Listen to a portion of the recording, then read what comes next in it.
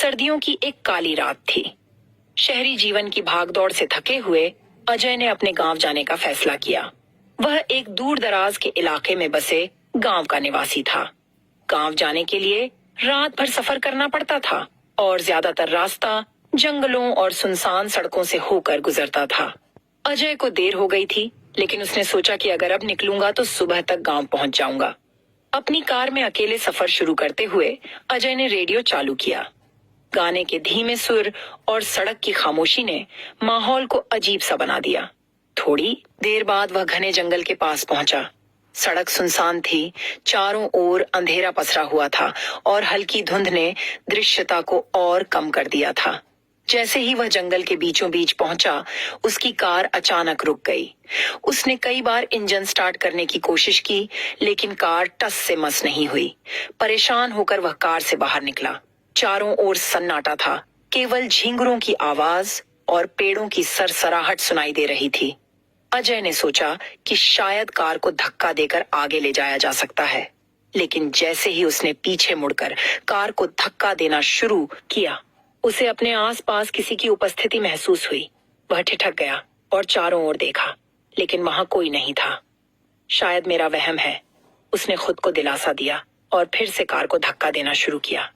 तभी उसे एक धीमी आवाज सुनाई दी, मानो कोई उसका नाम पुकार रहा हो। अजय। वह घबरा कर इधर उधर देखने लगा। सर्द हवा के झोंके ने उसके रोंगटे खड़े कर दिए। उसने जोर से चिल्लाकर पूछा, कौन है? लेकिन कोई जवाब नहीं आया। तभी उसकी नजर सड़क के किनारे एक धुंधली आकृति पर पड़ी। वह एक महिला की परछाई लग रही थी।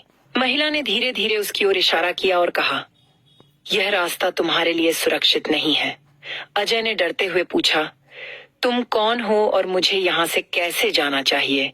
महिला ने कहा, तुम्हें जो भी दिखे उस पर भरोसा मत करना। इस जंगल में कई आत्माएं भटक रही हैं। कुछ भले हैं, लेकिन कुछ खतरनाक भी।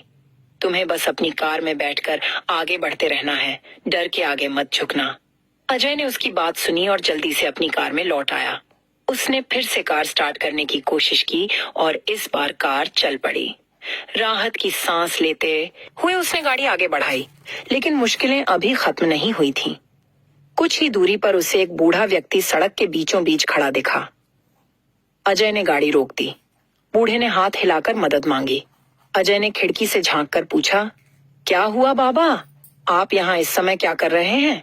बूढ़े ने कहा, बेटा, मैं रास्ता भटक गया हूँ। क्या तुम मुझे गांव तक छोड़ सकते हो? अजय को महिला की बात याद आई। वह असमंजस में था कि इस पर भरोसा करे या नहीं, लेकिन इंसानियत के नाते उसने बूढ़े को गाड़ी में बैठा लिया। थोड़ी देर तक बूढ़ा शांत रहा। फिर उसने धीरे से कहा, तुम्हें पता है, इस जंगल में कई लोग गुम हो चुके हैं। अजय ने कहा, हाँ, मैंने सुना है, लेकिन क्यों? बूढ़े ने गहरी सांस ली और कहा, क्योंकि जो भी इस रास्ते पर आता है वह यहाँ भटकती रूहों का शिकार हो जाता है। वे इंसानों के साथ सफर करती हैं, उनकी आत्मा को अपने साथ ले जाने के लिए। यह सुनते ही अजय के रोंगटे खड़े हो गए। उसने धीरे से पीछे मुड़कर देखा तो उसकी नजर गाड़ी की पिछली सीट पर पड़ी। वहां कई धुंधली आकृतियां बैठी हुई थीं। उनकी आंखें चमक रही थीं और वे उसे घूर रही थीं। अजय का दिल तेजी से धड़कने लगा। वह घबराहट में गाड़ी तेज चलाने लगा। बूढ़े ने हंसते हुए कहा, डरो मत, ये रूहें सिर्फ तुम्हारे साथ चल रही हैं। जब तक तुम डरोगे नहीं, ये तुम्हें नुकसान नहीं पहुंचाएंगी। अजय ने साहस बटोरा और महिला की बात याद करते हुए खुद से कहा, डर के आगे जीत है। उसने गाड़ी बिना रुके चलानी जारी रखी। थोड़ी देर बाद जैसे ही वह जंगल के बाहर पहुंचा, गाड़ी में बैठे सभी लोग अचानक गायब हो गए। बूढ़ा, पिछली सीट की आकृतियां, सब। अजय ने गाड़ी रोकी और पीछे मुड़कर देखा। गाड़ी पूरी तरह खाली थी। उसने राहत की सांस ली और महसूस किया कि उसने अपनी हिम्मत और धैर्य से इस भयावह सफर को पार कर लिया।